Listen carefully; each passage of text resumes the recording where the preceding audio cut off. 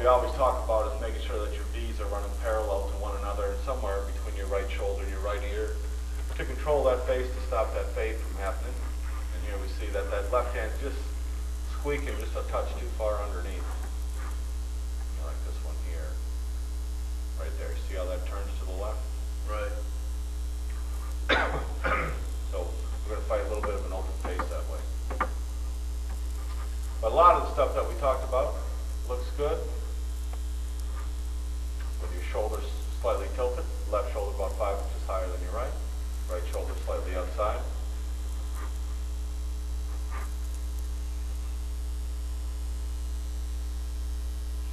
At the top of the backswing, that our body remains tilted to the right.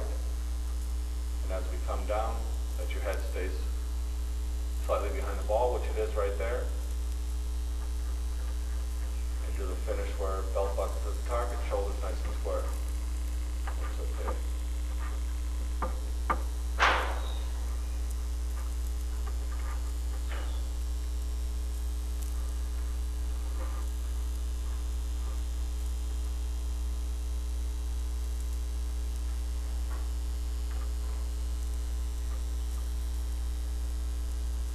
Yeah, I think we could take it back a little bit further. Skip to make it go a little better. I think that should be one of our things that we want to do. Not just necessarily to hit it further, but we want to start to get the club to hinge a little more.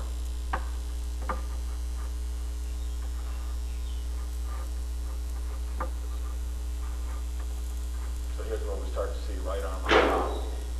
And I want to be able to see a little bit more of your left arm. I also want you to be able to maintain this knee flex in your right knee.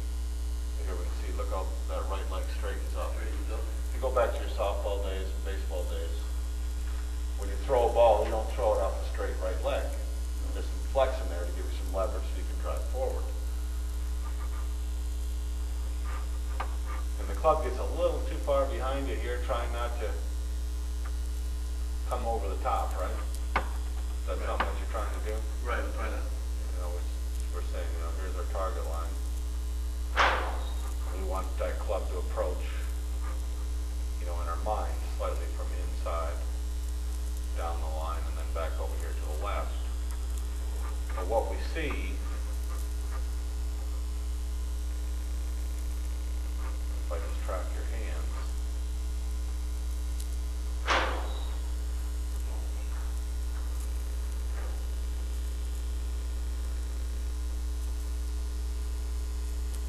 we are coming over the top.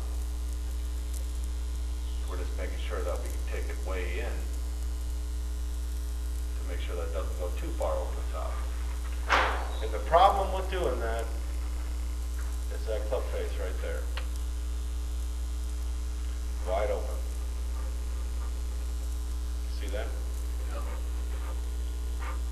Awesome. So, you have Jeff Sluman here, someone that's vertically challenged the way you and I are. And we see a tremendous difference in what goes on with the club face. How that club face is pretty much mirrors the spine, and how your club face is open. If we continue on, you see a big difference in the club face, even though it's a little blurred. But here you can really see how open that club is, versus here where we see a whole lot more of the back of the club. So, if we just track the golf ball, you'll see just kind of a glancing flow that goes out to the right. This camera angle is just a little bit behind it.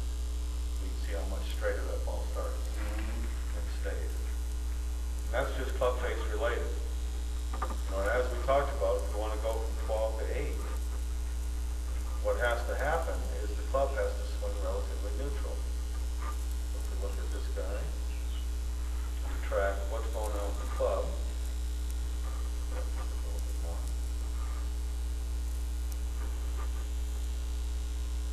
Club stays pretty close to that yellow line. As it comes down, it goes right back on that yellow line. We go to skip. We say what's going on. And you see skip's going to take it way underneath the yellow line. And then over the even though our club's not really wiping across. Right. But anytime that club comes out, the face is going to roll over. So what we want to do is we want to just clean up your backswing, because everything that we always change in golf is always set up in backswing, and then let everything else happen. So we're going to think of our club plane line as the club goes back. We're going to think that we have a little circle or a little corridor of success, Jim McLean always called it, that we can fit the club into.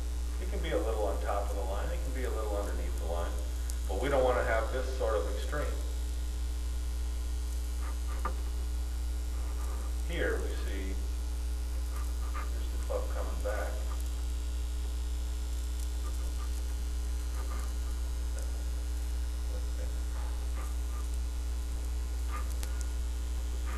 Here's the club going back. Here's the club coming down. We look at skip. Here's the club. We'll skip one more frame. We're comparing apples to apples. And here's the club coming down.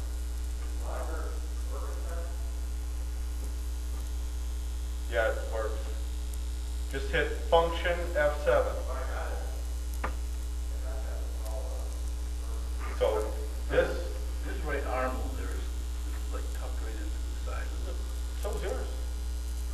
Yeah. Right? It's not really over. But what I'm saying is this is where your handicap was. Not how far you hit it. But can we take it in enough and over enough, each enough times, to repeat the same shot? What happens if you don't do it enough? Then it goes left. If you do it too much, then it goes right. You know what I mean? So that, you have to do two negatives to make your ball go straight.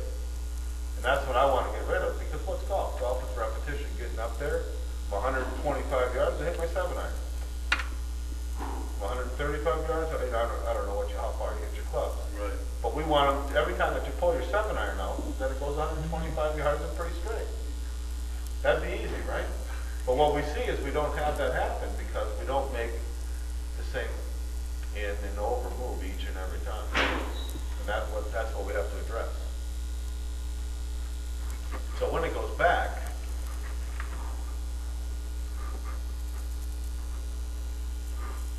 we want to keep some flex in the right knee, maybe just widen just a touch.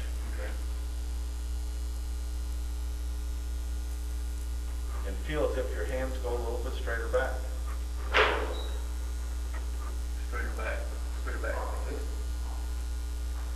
Yeah, just a little straight, so this way. So we're going to see immediately how Skip's hands get inside that line. We just go back right here again.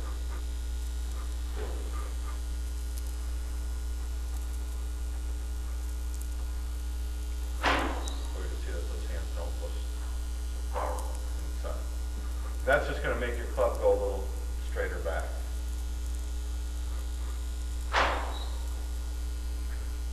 So if we can minimize how much the club goes in and out, you know, from here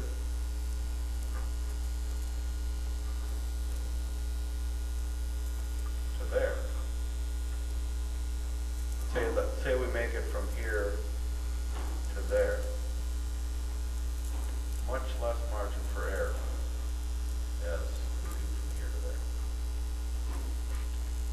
Because the basic stuff, you know, all the stuff we covered last year you have. Now let's take what we got and make it better.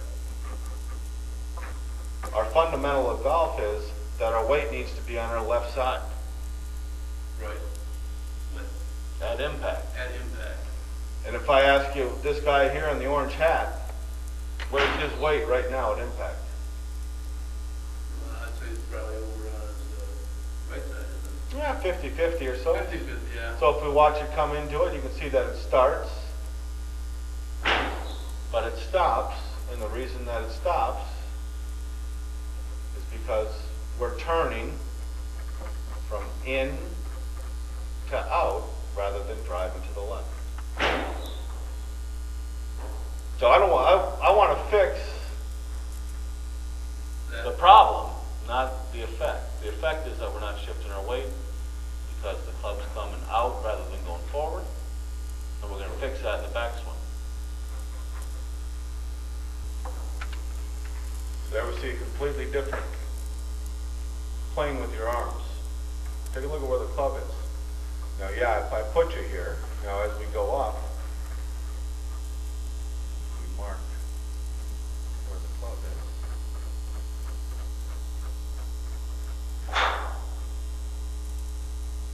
See how we made that gap much smaller? Right. We did here.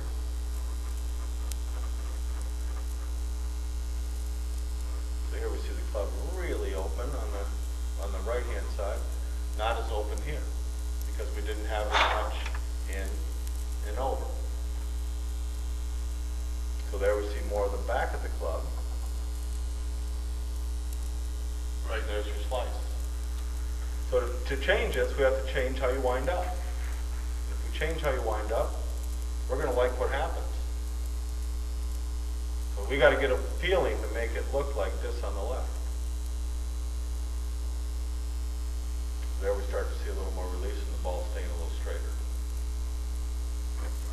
And then from face on here, on the right hand side, as we start to see there's that nice little more flex in the right knee, and there's a little bit more weight going over the left side, but you're going to need to work on that because when we change that face, your ball's going to hook, hook, hook, hook, hook, and you got to start to move forward and make it stop. And that's when we get in that body rotation and everything going forward. It's not so much this way forward, but it's the rotation. Yeah, it's the rotation through. What you used to do to save it from slicing is now going to make it go left, and you won't do it for very long.